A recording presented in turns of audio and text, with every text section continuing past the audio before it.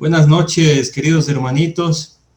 Es un gusto estar aquí con la Iglesia de Cristo en Los Nogales, Santiago de Chile. Un abrazo de los pastores, de los diáconos, de los evangelistas, de toda la congregación, a ustedes, queridos hermanos. Y estoy muy honrado de estar con ustedes. Vamos a continuar en esta noche con el tema Dios te llama a cambiar tu vida, basado en Jueces capítulo 7. La anterior clase vimos el capítulo 6. El pueblo de Israel estaba en Canaán de Galilea, allí estaba ya asentado, y estudiamos que el pueblo se había olvidado de Dios y se descarrió en la idolatría, siguiendo a Baal, a Acera y otros dioses. Por esa razón, Dios los entregó en tribulación por 7 años. Cuando vino la ruina y cuando ellos estaban muy asustados, con mucho miedo, clamaron a Dios, y lo que hizo Dios después de escuchar estos clamores, respondió enviando un profeta. El profeta predicó por qué estaban en esta desgracia, pues ellos se habían olvidado de Dios y ellos habían desobedecido su palabra. A pesar de que Dios era todopoderoso, les había sacado de la esclavitud de Egipto y les había ayudado, ellos no se acordaron de Dios, ellos desobedecieron. Entonces Dios envió a un juez. Aparece en el libro de Jueces 12 jueces y 7 ciclos. Eso también lo vimos. Dios buscó a Gedeón mientras él estaba escondido a causa de los madianitas. Él estaba sacudiendo el trigo en el lagar. Entonces el ángel de Jehová se le apareció y le dijo: Jehová está contigo, varón esforzado y valiente. Aún siendo temeroso, el Señor puede ver el resultado final en las personas. Dios le llamó esforzado y valiente. Gedeón se sentía muy desamparado por Dios. Él no tenía esperanzas. Él decía: ¿dónde está el Dios que liberó a Israel de Egipto? El Señor mira cómo reaccionamos ante las pruebas de la vida. Lo miró a Gedeón y le dijo: ve con esta tu fuerza y salvarás a Israel de la mano de los madianitas. ¿No te envío yo? Gedeón, al ser llamado por Dios en esta misión tan importante, empezó a poner excusas. Y él puso 2 excusas. Él dijo que era el menor de la casa de su padre y también dijo que era pobre. Bueno, el Señor le dijo: ciertamente yo estaré contigo, derrotarás a los madianitas como a un solo hombre. Entonces, al escuchar esto, Gedeón se apresuró y presentó una ofrenda voluntaria, la cual el Señor aceptó con mucho agrado. Quemó esa ofrenda y el fuego de esa ofrenda, que fue muy generosa, llegó hasta el cielo. ¿Se acuerda? Esto lo vimos en la clase anterior. Gedeón sintió mucho temor de estar ante la presencia del Señor y el Señor le dijo: pasa a ti, no tengas temor, no morirás. Entonces Gedeón decidió desde ese momento alabar solamente a Jehová. Él edificó un altar y lo llamó Jehová Salón, que significa Jehová Paz. Es interesante que Gedeón, luego de recibir la palabra de Dios, luego de recibir el ánimo de Dios, él sintió paz en su corazón. Y ese altar permanece, dice el texto, hasta hoy en Ofra de los Abiezritas. Eso, queridos hermanos, indica que lo que hizo Gedeón es algo perdurable. Cuando obedecemos a Dios, tiene que ser así. Dios ordenó esa misma noche que Gedeón presentase una ofrenda al Señor. ¿En qué consistía esto? En derribar toda la idolatría de su familia, pues allí estaba el altar a Baal y a Acera. Y el pueblo también adoraba allí. Entonces le ordenó derribar todo y sacrificar el segundo toro de su padre, que tenía 7 años. Gedeón obedeció al Señor aún teniendo temor de su familia y del pueblo. Lo hizo en la noche. El pueblo, al mirar al otro día todo el desastre, querían matar a Gedeón por destruir su idolatría. Pero el Señor cumplió una promesa. Él estaría con Gedeón todo el tiempo. El testimonio, la obediencia de Gedeón hizo que su padre se convenciese. Y Joás, convencido por esta obediencia de su hijo, defendió con coraje al juez de Israel. Le dijo al pueblo: si Baal, ese es un Dios, que pelee con mi hijo. Y si alguien quiere problemas, pues aquí nos matamos. Le dijo, ¿se acuerda? Esto ya estudiamos en la clase anterior. ¿Qué es ser valiente? Vamos a empezar así nuestro estudio en esta noche. ¿Qué es ser valiente? Bueno, un concepto muy equivocado de ser valiente es que una persona no tiene miedo, pero eso no es valiente, queridos hermanos. Mire a Gedeón. Gedeón tenía miedo de los madianitas. ¿Se acuerda? Que concluimos que Madián representa la tribulación. Sí, Gedeón tenía miedo de la tribulación que estaba pasando. Tenía miedo también de obedecer la misión de Dios. Él tuvo miedo incluso de Dios mismo al darse cuenta que estaba delante de la presencia de Dios. Él tuvo miedo de la muerte. Por eso el Señor le dijo, tranquilo, no morirás. También tuvo miedo de su propia familia y tuvo miedo del pueblo idólatra. Pero ahora en este estudio vamos a ver que también tenía miedo de pelear con Madián. En nuestro caso, pelear con la tribulación. Entonces, ser valiente es enfrentarse a las circunstancias adversas aún teniendo miedo. Dios trabajó en Gedeón como también trabaja en nosotros y transformó a Gedeón, que era un campesino, y lo transformó en un comandante del ejército de Dios. Mire, querido hermano, nosotros los seres humanos tenemos que escoger ser valientes o ser cobardes. Y lo que a mí me impacta es Apocalipsis 21:8, que la persona que está primero en la lista o las personas que están allí son los cobardes. Ellos no heredarán el reino de los cielos, los cobardes.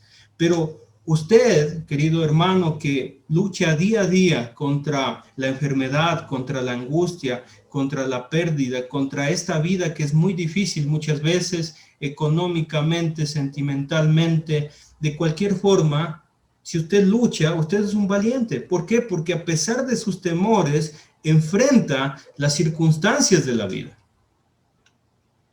Ahora, Gedeón se prepara para la batalla. Después de todo esto, Gedeón está ya convencido, está creciendo su fe. Y dice el verso 34 del capítulo 6, entonces el Espíritu de Jehová, y mire qué maravilloso, creo que este es uno de los textos más bonitos de la historia de Gedeón. El Espíritu de Jehová vino sobre Gedeón y cuando éste tocó el cuerno, mire Gedeón tocando el cuerno, llamando a nombre de Dios, los abierecitas se reunieron con él. Todo el pueblo empezó a reunirse con Gedeón y envió mensajeros por todo Manasés y ellos también se juntaron con él. Asimismo envió mensajeros a Aser, a Zabulón, a Neftalí, los cuales salieron a encontrarles. Bueno, se reúne un número de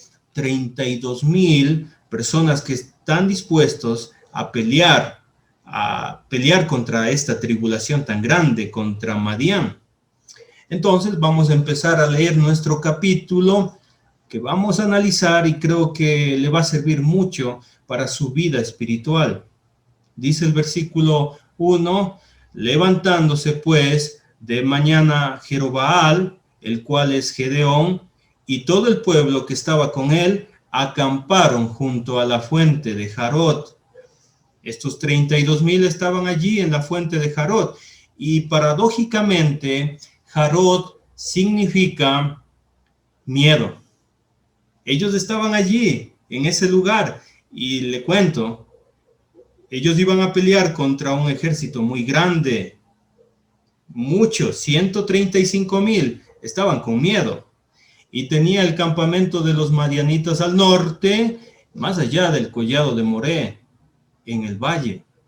Se viene la batalla. Pero mire lo que pasa. En este momento en que están listos 32,000 para pelear, mire lo que decide Dios. Hay veces que la voluntad de Dios no la comprendemos completamente. Versículo 2 dice, y Jehová dijo a Gedeón, el pueblo que está contigo es mucho para que yo entregue a los madianitas en su mano.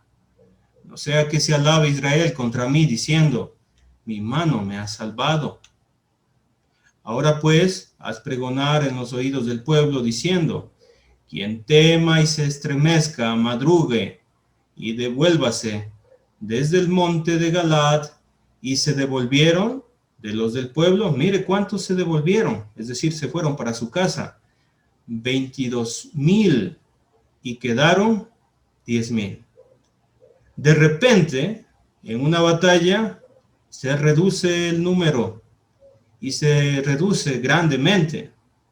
Gedeón solamente tiene 10,000 personas que están listos para pelear. Lo que hizo Dios no tiene sentido para el razonamiento humano. No tiene sentido. Este proceso necesario tiene como fin madurar la fe del cristiano o del siervo de Dios y establecerla completamente en Dios. Ahora, quiero repetir esto. Este proceso que vamos a ver a continuación tiene como fin madurar la fe y que esta fe no esté basada en el hombre mismo, sino que esté establecida completamente en Dios. La voluntad de Dios no la comprendemos siempre, queridos hermanos. Pasamos una crisis y lo que humanamente pensamos es, quiero más recursos, pero el Señor te quita los recursos. Piensen esto, usted tiene una deuda económica y usted quiere ayuda de Dios y de repente lo despiden, se complica el asunto. Llega a la casa y encima recibe noticias de su esposa. Su esposa dice, se me dañó la lavadora, choqué el carro y viene a vivir mi mamá. A veces las cosas se ponen muy difíciles para nosotros los que creemos en Dios. Y nos preguntamos, ¿qué está pasando? ¿Qué está pasando sobre mi vida? ¿Por qué vienen estas situaciones tan complicadas? Y Romanos capítulo 11, versículo 33, según Dios habla hoy, la versión, dice, qué profundas son las riquezas de Dios y su sabiduría y entendimiento. Nadie puede explicar sus decisiones, ni llegar a comprender sus caminos. Sí, querido hermano, a veces se complica y nosotros no sabemos por qué Dios permite esa enfermedad, por qué el Señor permite esa crisis, esa circunstancia tan difícil, por qué deja que sus hijos lloren, sufran. Y la pregunta aquí es, en esos momentos tan difíciles, ¿cómo reaccionar a situaciones que no comprendemos? Pues el cristiano no debe actuar con orgullo y vanidad. Y para eso vamos a leer nuevamente el capítulo 7, versículo 2. Dice allí, no sea que se alabe Israel contra mí diciendo, mi mano me ha salvado. Ahora, disculpen que voy a parecer un maestro de gramática, pero es necesario analizar esto un poquito a profundidad. Cuando dice se alabe, esto es un verbo reflexivo. ¿Qué significa esto? ¿Qué son los verbos reflexivos? Son aquellos que los usamos para realizar una acción contra sí mismo y generalmente el efecto va a ser para sí mismo. Les voy a explicar bien esto. Por ejemplo, un verbo reflexivo es se alimente. Entonces, la persona se alimenta a sí mismo y la reacción es para sí mismo, es decir, está llena su estómago. Se afeite. La persona va a tomar una acción para sí mismo, se va a afeitar y la reacción es para sí mismo, va a estar bien.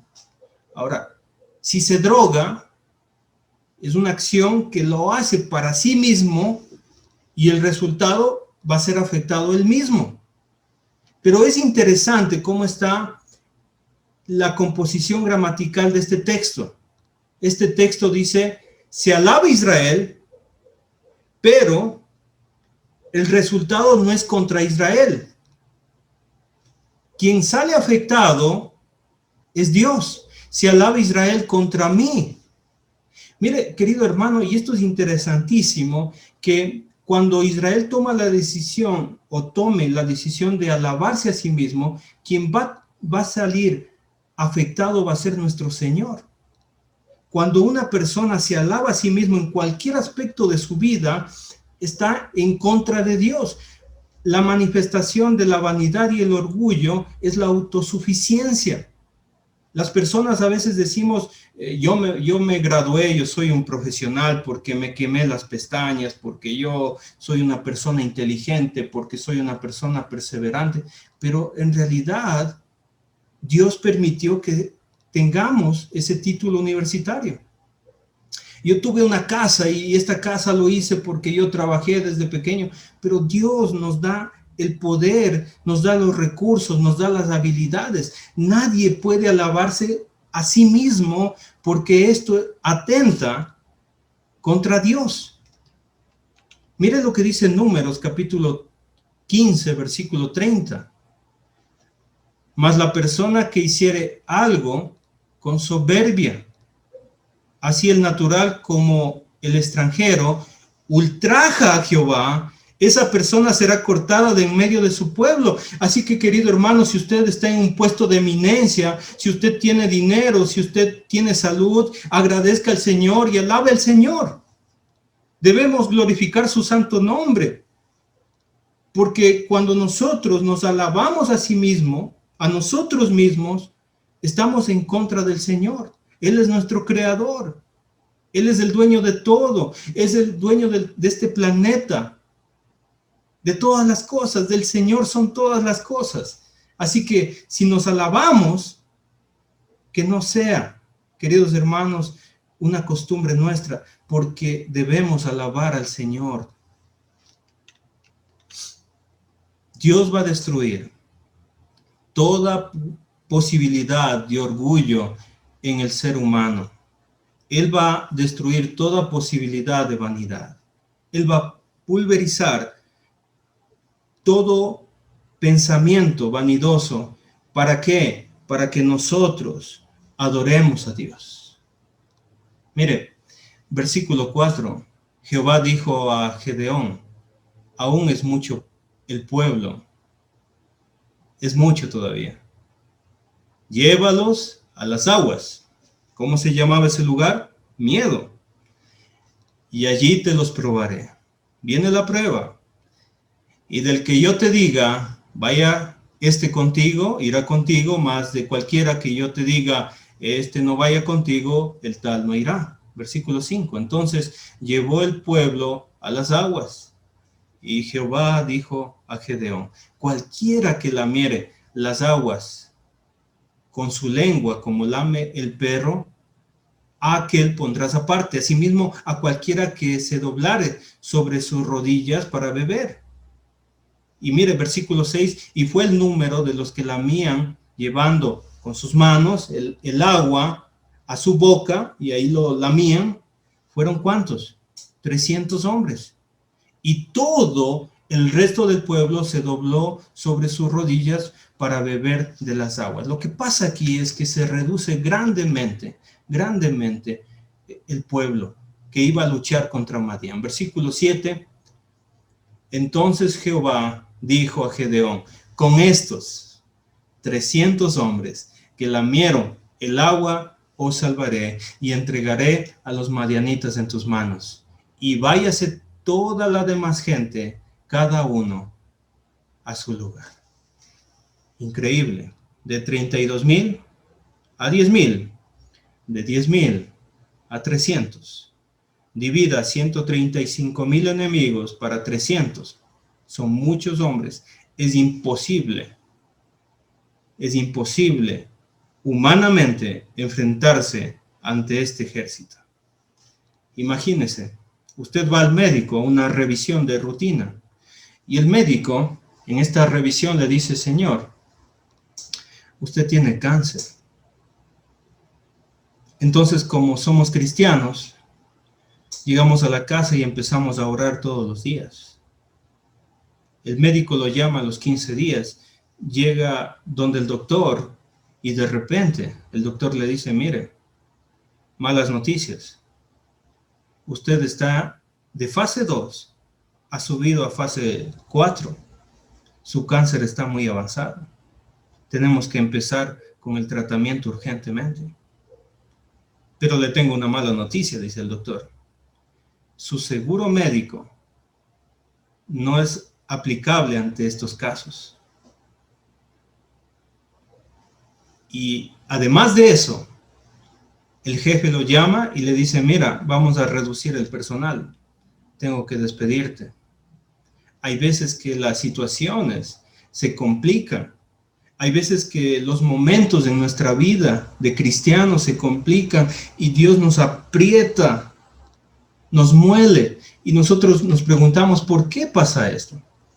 Mire, los hombres de Dios conocían cómo se pueden complicar las circunstancias y que en medio de esto se puede glorificar a Dios. Por ejemplo, Elías hizo mojar el sacrificio. ¿Se acuerda de Elías, el profeta? ¿Por qué? Porque cuando está más complicado, Jesucristo va a llegar con el oportuno socorro. Daniel abrió las ventanas para que lo miren orar, porque era prohibido orar en ese tiempo. David puso a un lado la armadura de Saúl para enfrentarse a Goliat sin armadura. Abraham, el gran Abraham, continuó hasta el final del sacrificio, hasta el límite, porque él creía que el Señor puede devolverle a su hijo aún de las cenizas. ¡Qué increíble! Jesús esperó 4 días para resucitar a Lázaro. El cuerpo de Lázaro estaba podrido, estaba hediondo, y todo el mundo lo supo. Entonces, por esta espera, se glorificó al Señor. Pedro pidió caminar sobre el agua. Pablo no temió ir a Jerusalén. Y Job, queridos hermanos, Job dijo esta frase: he aquí, aunque él me matare, en él esperaré. Porque los hombres de Dios, las mujeres de Dios, debemos saber que hay veces que Dios permite que suframos hasta el extremo para glorificar su santo nombre. Si usted se siente en una situación muy apretada, si usted se siente en un momento muy difícil en su vida, acuérdese que el Señor quiere glorificar su santo nombre, que quiere que nosotros entendamos, no solamente con la mente, sino con el corazón, que Él se merece la gloria, la honra por todos los siglos de los siglos. Dios reduce el grupo de los guerreros, y es interesante que no se les llama soldados, no se les llama ejército, simplemente se les llama el pueblo. Es el pueblo de Dios peleando contra Madián.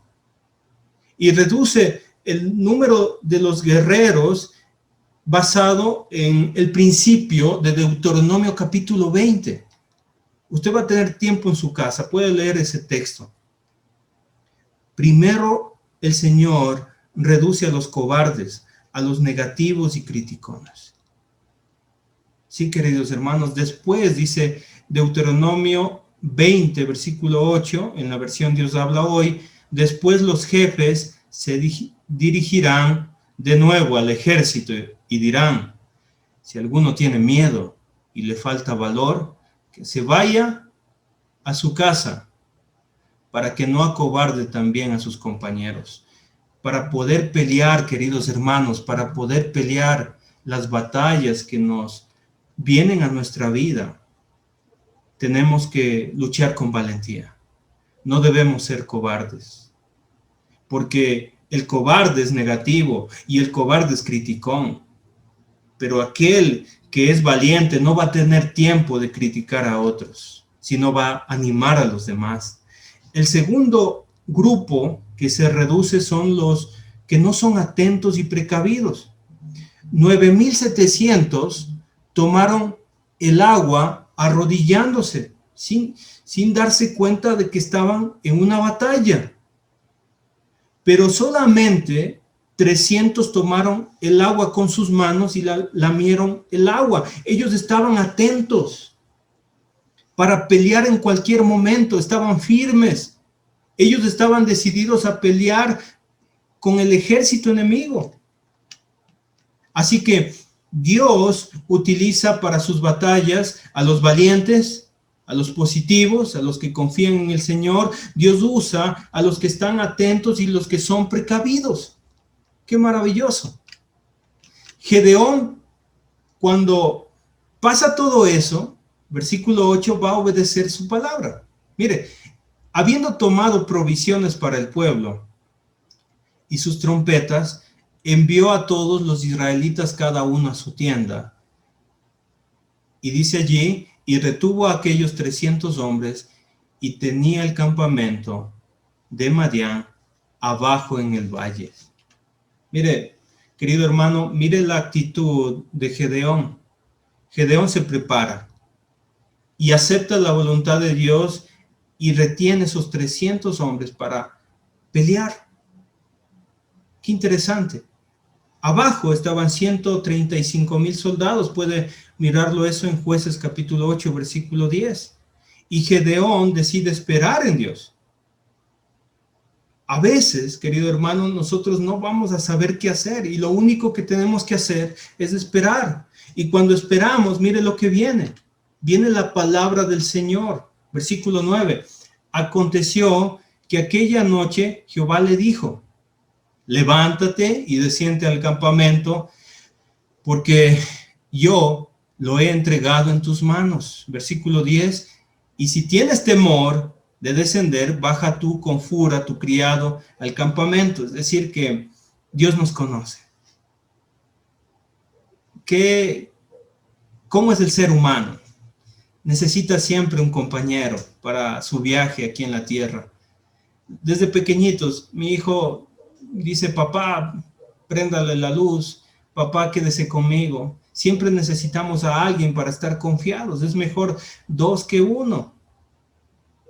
Y como le conoce, mire lo que hace Gedeón, versículo 11. Y oirás lo que hablan. Y entonces tus manos se esforzarán y descenderás al campamento. Y mire, ¿qué hace Gedeón? Y descendió con Fura, su criado, hasta los puestos avanzados de la gente armada que estaba en el campamento. Ahora Gedeón va a aumentar completamente su fe. Tiene que descender a la mitad del problema, a la mitad donde está el ejército enemigo. Y lo interesante es que le acompaña Fura, su criado.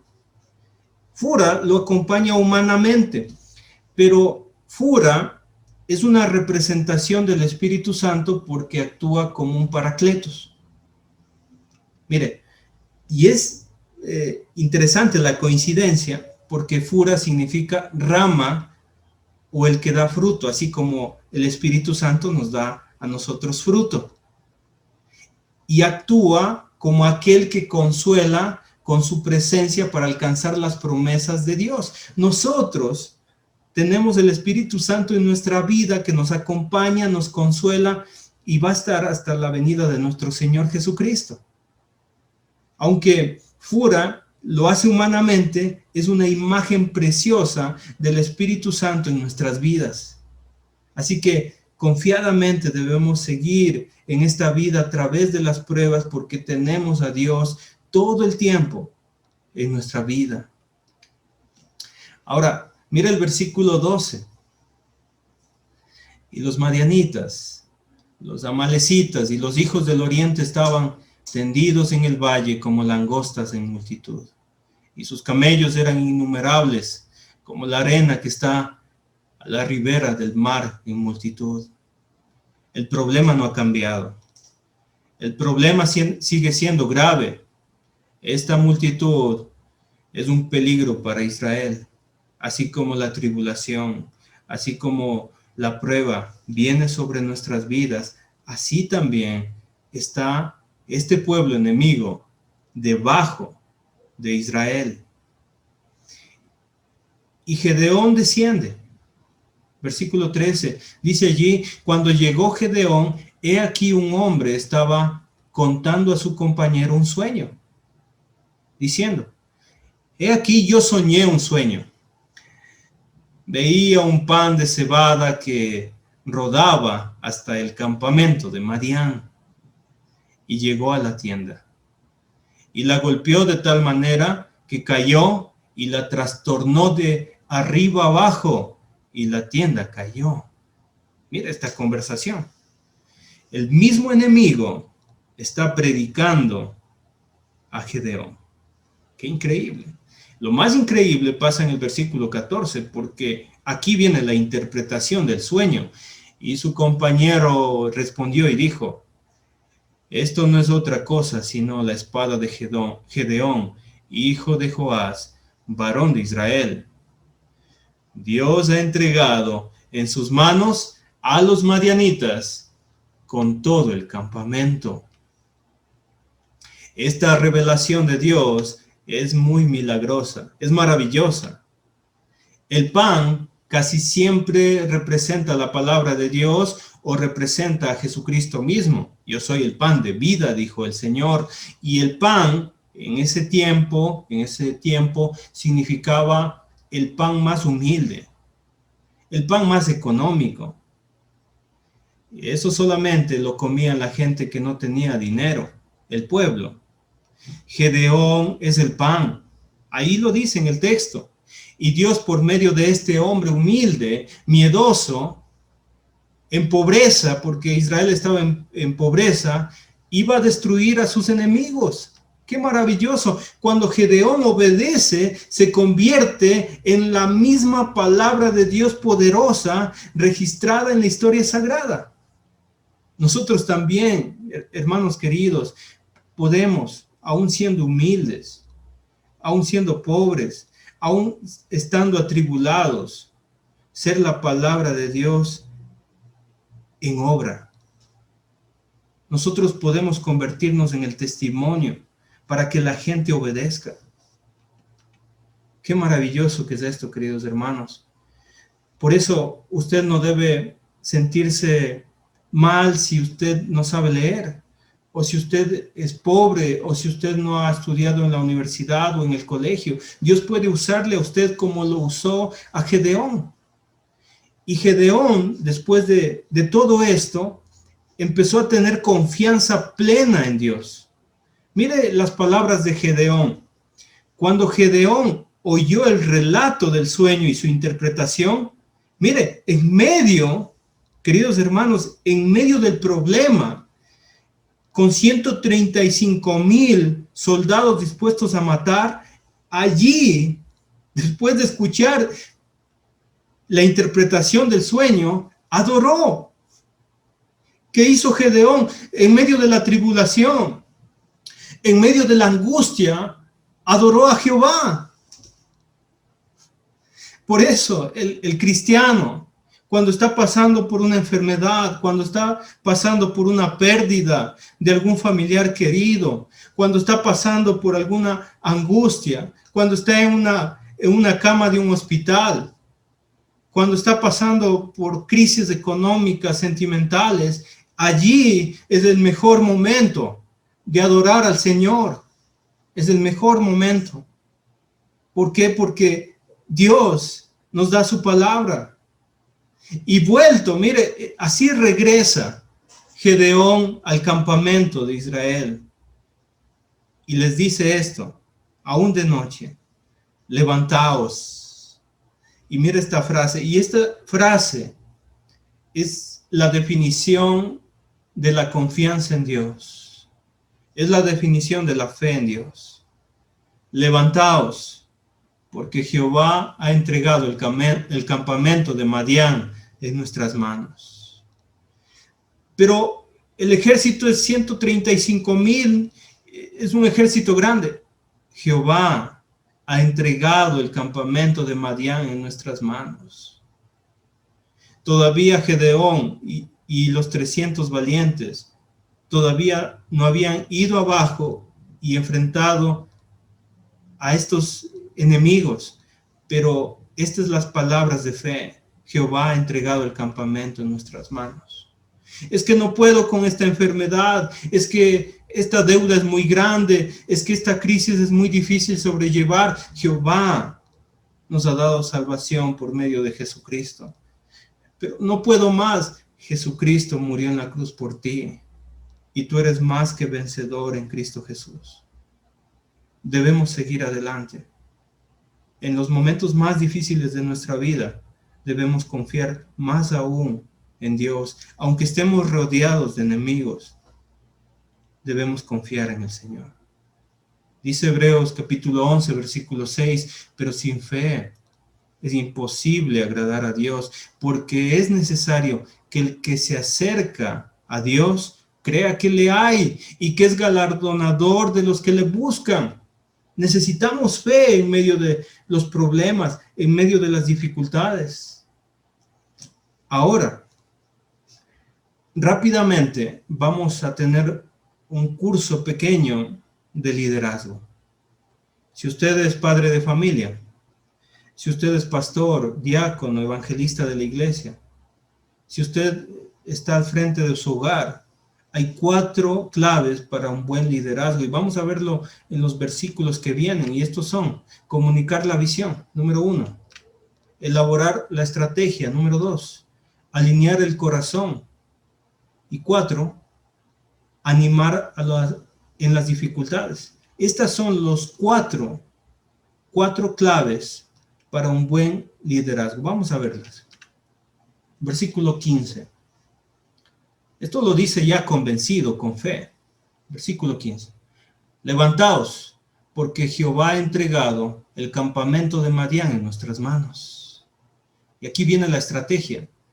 Y repartiendo los 300 hombres en 3 escuadrones, dio a todos ellos trompetas en sus manos y cántaros vacíos con teas, son antorchas, ardiendo dentro de los cántaros.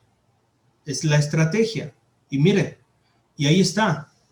Como dice en el versículo 17, miradme a mí y haced como yo hago. Un hombre de ejemplo. Para ser líder hay que hacer las cosas.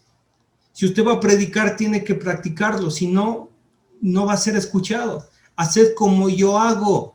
He aquí que cuando yo llegue al extremo del campamento, haréis vosotros como yo hago. Alinear el corazón. Versículo 18, yo tocaré la trompeta y todos los que estarán conmigo y vosotros tocaréis entonces las trompetas alrededor de todo el campamento y diréis, por Jehová y por Gedeón. ¿Qué estaba pasando? Estaba animándoles en las dificultades.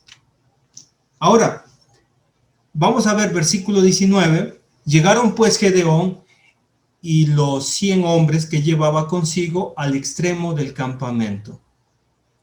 Al principio de la guardia de la medianoche, ya era muy noche, cuando acababan de renovar los centinelas. Y mire qué hicieron. Tocaron las trompetas y quebraron los cántaros que llevaban en sus manos. La antorcha estaba en su mano, el cántaro cubría la antorcha y lo que hicieron fue quebrarlo. Interesante. Ahora, ¿qué representa el cántaro? El cántaro representa la parte humana, la parte pecaminosa del ser humano. Nosotros tenemos que romper esos cántaros, así como lo hicieron ellos, para que resplandezca la luz de Cristo. Versículo 20, y los 3 escuadrones tocaron las trompetas y quebrando los cántaros, tomaron en la mano izquierda las teas, las antorchas, y en la derecha la trompeta con que tocaban y gritaron por la espada de Jehová y de Gedeón. Las trompetas representa cuando nosotros predicamos, cuando nosotros hablamos de Dios a la gente. Y esto debemos hacer nosotros, queridos hermanos, dejar nuestra vida terrenal y empezar a predicar la palabra de Dios a la gente. Y lo más importante, versículo 21, dice, y se estuvieron firmes cada uno en su puesto en derredor del campamento. Entonces todo el ejército echó a correr dando gritos y huyendo. Y esto es nuestra vida cristiana día a día. Estar firmes, obedecer a Dios y esperar. Eso debemos hacer. Y mientras esperamos, ser la luz del mundo y predicar su palabra. Eso debemos hacer todo el tiempo. Y Dios va a hacer todo el trabajo. Dice el versículo 22, Dios va a actuar. Y los 300 tocaban las trompetas, y Jehová puso la espada de cada uno contra su compañero en todo el campamento, y el ejército huyó hasta Betzita, en dirección a Serera, y hasta la frontera de Abed Meola, en Tabat. Mire, el Señor venció esta batalla. ¿Sabe cuántos murieron? Murieron 120,000. El Señor los mató. El Señor fue quien ganó esta batalla. Sí, querido hermano. Lamentablemente, la historia es muy larga, hermanos queridos, y no voy a terminar esta historia, pero le invito a estudiar el capítulo 8 de Jueces. Está muy fácil y va a aprender mucho, querido hermano. Y vamos a tomar algunas conclusiones para terminar, y es que Dios te llama a cambiar tu vida. ¿Tiene miedo? Pues piensa en Gedeón. Dios está con usted. Esfuércese, sea valiente. ¿Podemos comprender lo que Dios hace? Muchas veces no. Pero ¿podemos confiar en Dios? Y la respuesta es sí. Sí debemos confiar en el Señor. Ahora, ¿confiaremos en Dios aun cuando las cosas parezcan imposibles? Vimos que sí debemos confiar en Dios, aún pensemos que es imposible. Pero la otra pregunta es, ¿estamos obedeciendo a Dios aún en los momentos difíciles? Espero que sí. Queridos hermanos, espero que este mensaje haya llenado su corazón y sea útil para su vida espiritual. Muchas gracias por la invitación y que Dios les bendiga.